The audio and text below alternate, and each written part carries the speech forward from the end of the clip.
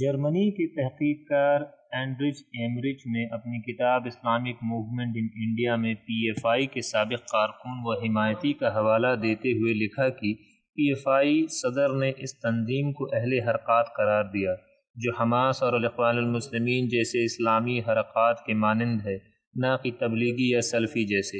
یہ ایک مذہب سے متاثر قومی تنظیم ہے۔ اسلامک گروہ حماس سب سے پہلا ادارتی و کیڈر پر مبنی حرکات ہے جو ولولہ انگیز یا متقی قائدین پر کم اعتبار کرتے ہیں۔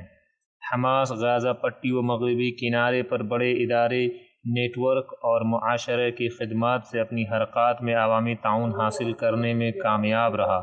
پی ایف آئی کے قائدین اپنی انٹرویو اور تشہیر میں اکثر حماس، حزب اللہ اور محمد مرسی کی صدارت میں الاخوان المسلمین سے باہمی اتفاق کا اظہار کرتے رہے ہیں۔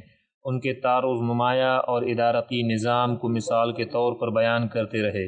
اس لیے پی ایف آئی کے قائدین اپنے کارکن اور حمایتیوں کو اچھا و سچا مسلمان ہونے کے لیے سیاست میں ملوث ہونے کو کہتے ہیں۔